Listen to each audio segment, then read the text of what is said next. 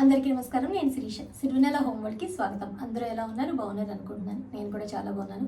ముందుగా అందరికీ మహాశివరాత్రి శుభాకాంక్షలు. ఈరోజు మీరు అందరూ చక్కగా పూజ చేసుకుని ఉంటారనుకుంటున్నాను మంచిగాను. అంటే ముఖ్యంగా పూజ అంటే శివుడికి అభిషేకం కదా.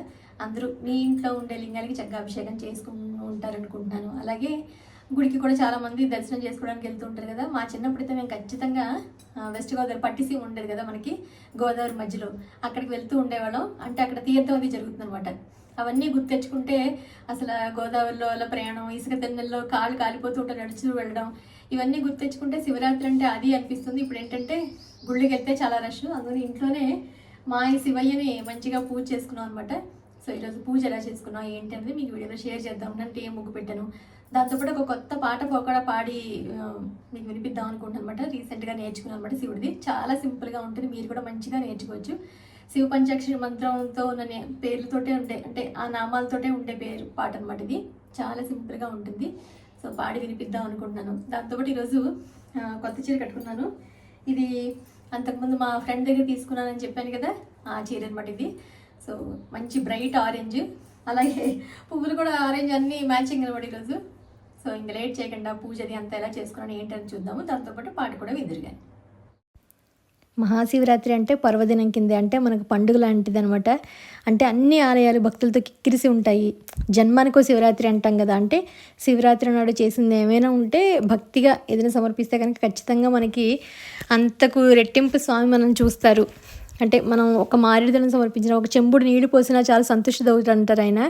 నేను అందులో పాట కూడా నేర్చుకున్నప్పుడు కూడా ఆ తత్వం మనకు అర్థమవుతుంది. అంటే శివుడు భోళాశంకరుడు. మనం ఏమీ లేదు, ఒక చెంబుడు నీళ్ళు ఆయన మీద పోస్తూ పంచాక్షరి మంత్రాన్ని ఓం నమ శివాయ అని చెప్పితే చాలట ఆయన కరిగిపోతాడు, వరాలు ఇచ్చేస్తాడు అంటారు. ఏదో పెద్ద పెద్ద పువ్వులు, అలంకరణలు అన్నీ కూడా అవసరం లేదట స్వామికి. ఎంత మనస్సు నిశ్చలంగా మంచిగా నీటిని సమర్పించినా చాలు, తుమ్మి పువ్వులతో సంతుష్టి అవుతాడట. అలా చిన్న చిన్న బిల్వపత్రాలతో సంతుష్టి అవుతాడట ఆయన. అలా చిన్న చిన్నవి చేసినా మనకి కార్తీక మాసం అనగానే చూడండి శివాలయాల్ని చక్కగా కిక్కిరిసినట్టు ఉంటాయి. ఎందుకంటే ఆయనకి ప్రత్యేక మాసం కార్తీక మాసం, అంటే శివుడికి ఇష్టమైన మాసం అని. అలాగే మహాశివరాత్రి, ప్రత్యేకించి మహాశివరాత్రి ప్రతి నెల వచ్చే కూడా చాలామంది చేసుకుంటూ ఉంటారు. శివుడికి ఏదైనా అభిషేకం చేసుకున్నాం. మనకి మామూలుగా ఏళ్ళనాడు శని ఉన్నవాళ్ళు కూడా ఎక్కువగా కాలభైరవాష్టకం చదువుకుంటే మంచిది. ఎందుకంటే శివుడిని పూజిస్తే కనుక మనకి శనిదేవుడి మహిమ, అంటే ఆయన ప్రభావం మన మీద తగ్గుతుందట. అందుకనే శివుడిని ఎక్కువగా జపించాలి. హనుమంతుడిని, శివుడిని పూజిస్తే కనుక ఏలినాడు శని, అర్ధాష్టమ శని, మనకు అష్టమ శని అప్పుడప్పుడు వస్తూ ఉంటాయి కదా, మన ఆర్థిక ఇబ్బందులు, ఏదో ఒక ఆరోగ్య ఇబ్బందులు పడుతూ ఉంటాం. అలాంటప్పుడు శివుడిది కాలభైరవాష్టకం కానీ హనుమాన్ చాలీసా కానీ చదువుకుంటే చాలా మంచిది అని చెప్పని మా పెద్దవాళ్ళు, అమ్మమ్మ వాళ్ళు వీళ్ళందరూ చెప్తూ ఉండేవారు అనమాట. అందుకనే వాటి నుంచి వాటి ప్రభావం మన మీద ఎక్కువగా ఉండకుండా ఉండడానికి నిత్యం మనం అలాంటి చదువుకుంటే చాలా మంచిది. ఓం నమ శివాయ అనే పంచాక్షరి మంత్రాన్ని కూడా 22 సార్లు చదువుకుంటే మంచిది. చిన్నప్పుడు ఏంటంటే ప్రతి శుక్రవారం ఎప్పుడైనా గుడికి వెళ్ళినప్పుడు లింగాష్టకం, బిల్వాష్టకం ఇవన్నీ చదివిస్తూ ఉండేవారన్నమాట. గుడికి వెళ్తే ఇవన్నీ చదువుకోవాలి. ఇదేంటిది లక్ష బిల్వార్చన చేస్తారు కదా మామూలుగా ఊళ్ళల్లో శివరాత్రి, అదే మన కార్తీక మాసంలోను. అప్పుడు అంతా అసలు పూజ ఒక పండగలా ఉండేది చిన్నప్పుడు. అంటే లక్షపత్రి పూజ అనేవాడు అనమాట. ఉదయం అంతా ఉపవాసం ఉండి బ్రాహ్మణులంతా లక్ష బిల్వాలతోటి మంచిగా అభిషేకం శివుడికి అన్నీ పూజ అన్నీ చేసిన తర్వాత సాయంత్రం సామూహికంగా ఆడవాళ్ళందరూ కొన్ని పూజలు చేసుకుని ఆ తర్వాత భోజనాలు సామూహికంగా పెట్టేవారు. అసలు ఒక పండగ అనమాట, మామూలుగా ఉండేది కాదు. మా ఊరి శివాలయంలో, ప్రక్కిలంక శివాలయంలో అగ్రహారం అనమాట. అది ఎంత కళగా ఉండేదంటే అందరూ ఎక్కడెక్కడి నుంచో వచ్చి మరీ అందులో పాల్గొనేవారు అనమాట. అవన్నీ తలుచుకున్నప్పుడు చిన్నప్పటి రోజులు ఎంత బాగుండేవో. అంటే పండగ అంటే అది అసలు ఒకటి వచ్చిందంటే ఎంతో సంబరంగా ఉన్నట్టుగా ఉండేవాళ్ళము. ఇప్పుడంటే రొటీన్లా ఉన్నట్టున్నాయి అంతే అనిపిస్తుంది. ఖచ్చితంగా పట్టిసీమ వెళ్ళాలి, ఏదో ఒక గుడికి వెళ్ళాల్సిందే. ఉదయం అంతా పూజ చేసేసుకుని అమ్మ వాళ్ళు మేము అందరం కలిసి పిల్లలందరినీ బస్సుకి అంటే చిన్న గుడికి వెళ్ళాలి, గుడికి తీసుకెళ్ళాలి మన సాంప్రదాయం ప్రకారం. అంటే మనం కూడా వెళ్ళి పిల్లలకి అందరూ దర్శనం చేయించాలి, అలవాటు చేయాలి అని చెప్పని ప్రతి శివరాత్రికి ఖచ్చితంగా పట్టిసీమ వెళ్ళడం కానీ, లేదా చుట్టుపక్కల ఏదైనా ఒక మంచి పుణ్యక్షేత్రం ఏదైనా శివాలయం ఉంటే అక్కడికి తీసుకెళ్ళడం కానీ అలా ఖచ్చితంగా ఉండేది. అవన్నీ ఇప్పుడు తలుచుకుంటూ ఉంటే చాలా ఆనందంగా అనిపిస్తుంది. అవన్నీ తిరిగాము, అవన్నీ చూసాము అని చెప్పని. మా ఇంట్లో కూడా నేను ఈయన కలిసి మా ఉన్న లింగాలకి మామూలుగా ఒకటి స్ఫటికలింగము, ఇంకొకటి బాణలింగం. ఇంతకుముందు ఎప్పుడో తీసుకున్నాను అని చెప్పాను కదా నేను. ఇందులో కూడా పార్థివలింగం అంటే మట్టితోటి రత్న, స్ఫటిక, లోహ, బాణ ఇలా 5 రకాలు ఉంటాయి. మనకి ఇంట్లో ఎంత మాత్రం పెట్టుకుని మనం చేసుకోగలమో, అంటే అంగుష్ట మాత్రం అంటే బొటన వేలుకు మించి ఏదైనా ఉండకూడదు అంటారు. ఉంటే కనుక శివలింగం ఉంటే కనుక ప్రతిరోజు అభిషేకం చేసుకోవాలి. నేను ఇంతకుముందు వీడియోలో కూడా షేర్ చేశాను. అంటే ఏం లేదు, శుభ్రంగా ముందుగా నీళ్ళతో కడిగేసిన తర్వాత ఆయనకి గంధం బొట్లు పెట్టి 8 నామాలు చాలు.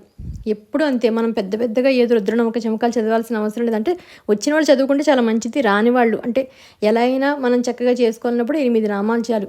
ఓం భవాయ దేవాయ నమః, ఓం సర్వాయ దేవాయ నమః, ఓం ఈశానాయ దేవాయ నమః, ఓం పశుపతియ దేవాయ నమః, ఓం ఉగ్రాయ దేవాయ నమః, ఓం భీమాయ దేవాయ నమః, ఓం రుద్రాయ దేవాయ నమః, ఓం మహతో దేవాయ నమః. ఇవే మళ్ళీ అమ్మవారికి కూడా ఆ 8 నామాలు చెప్పి పత్నియే నమః అంటాం. అంటే భవస్య దేవస్య పత్నియే నమః, సర్వాయ దేవస్య పత్నియే నమః, ఈశానాయ దేవస్య పత్నియే నమః, పశుపతియే దేవస్య పత్నియే నమః, ఉగ్రాయ దేవస్య పత్నియే నమః, భీమాయ దేవస్య పత్నియే నమః, రుద్రాయ దేవస్య పత్నియే నమః, మహతో దేవస్య పత్నియే నమః అంటూ అమ్మవారికి అయ్యవారికి కలిపి మనం చేస్తాము. ఈరోజు మేము ఏంటంటే పంచామృతాలతో చేసుకుందామని ఆవు పాలు, ఆవు పెరుగు, ఆవు నెయ్యి, పంచదార, తేనె ఇవన్నీ రెడీ చేసుకున్నాం. ఈయన విభూతి నీళ్ళు కూడా రెడీ చేశారన్నమాట, ఆయనకి ఇష్టం కదా అని చెప్పని. ఈశానాయ దేవాయ నమః, ఓం పశుపతయే దేవాయ నమః, ఓం ఉగ్రాయ దేవాయ నమః, ఓం భీమాయ దేవాయ నమః, ఓం రుద్రాయ దేవాయ నమః, ఓం భీమాయ దేవాయ నమః, ఓం మహతో దేవాయ నమః. ఓం నమః శివాయ నమః శివాయ నమః శివాయ నమః శివాయ మహాదేవ శంభో ఓం నమః శంకర శివాయ నమః శివాయ నమః శివాయ దేవాయ నమః, ఓం సర్వాయ దేవాయ నమః, ఓం ఓం ఈశానాయ ఈశానాయ దేవాయ దేవాయ నమః, నమః, ఓం పశుపతియే దేవాయ నమః, ఓం ఉగ్రాయ దేవాయ నమః, ఓం భీమాయ దేవాయ నమః, ఓం రుద్రాయ దేవాయ నమః, ఓం మహతో దేవాయ నమః. ఓం నమః శివాయ నమః శివాయ నమః శివాయ హర మహాదేవ శంభో ఓం నమః శివాయ శంకర. నమః శివాయ నమః శివాయ. అంటే ముందు మనం ఆవు పాలతో అభిషేకం చేస్తున్నాం అంటే ఆవు పాలతో 8 నామాలు చదివేసిన తర్వాత మళ్ళీ మంచినీళ్ళతో అభిషేకం చేయాలి. ఏది మనం ఆ పదార్థాల్లో ఏది వాడినా తర్వాత మళ్ళీ మంచినీళ్ళతో అభిషేకం చేయాలి. మళ్ళీ ఆవు పెరుగు తీసుకుని మళ్ళీ 8 నామాలు చదవడం, మళ్ళీ నీళ్ళతోటి మళ్ళీ 8 నామాలు చదవడం, మళ్ళీ ఆవు నెయ్యి తీసుకుని 8 నామాలు చదవడం, మళ్ళీ నీళ్ళతో 8 నామాలు, తేనెతో 8 నామాలు, అలా మళ్ళీ మంచినీళ్ళతోటి, పంచదారతో 8 నామాలు, అలా అన్నిటికీ చేసిన తర్వాత ప్రతిదానికి మళ్ళీ మంచినీళ్ళతో కూడా అభిషేకం చేయాలి. ఒకటి తర్వాత ఒకటి మామూలుగా పంచామృతాలు వేసేయకూడదు. మళ్ళీ మంచినీళ్ళతో కూడా ఆయన కడుగుతూ ఉండాలి. తర్వాత మళ్ళీ అంతా అయిపోయిన తర్వాత మనం కొంచెం తీర్థం కొంచెం పక్కన పెట్టుకుని మిగతాది మొక్కల్లో తొక్కని చోట ఎక్కడైనా, అంటే ఎక్కువగా చేసుకునేటప్పుడు మనం అంతమందికి పంచిపెట్టలేం కాబట్టి అది ఏ మొక్కల్లోనే ఎక్కడైనా మనం పోయొచ్చు. మంచిగా అంతా అయిపోయిన తర్వాత మళ్ళీ కడిగేసిన తర్వాత మళ్ళీ గంధం బొట్లు అన్నీ పెట్టి పువ్వులతో అలంకరణ చేసి, ఇప్పుడు మనకు వచ్చిన ఏమైనా నామాలు ఉంటే చదువుకుంటూ కూడా మనం అష్టోత్తరం కింద కూడా చేసుకోవచ్చు. మామూలుగా మన 108 నామాల అష్టోత్తరం ఉంటుంది, అలా కూడా చేసుకోవచ్చు. లేదంటే మనకు నోటికి వచ్చిన ఏమైనా ఉంటే చక్కగా చదువుకుంటూ కూడా చేసుకోవచ్చు. పువ్వులు కానీ ఏదైనా ఉంటే మారేడు దళాలు కానీ వాటితో చక్కగా కూడా చేసుకోవచ్చు.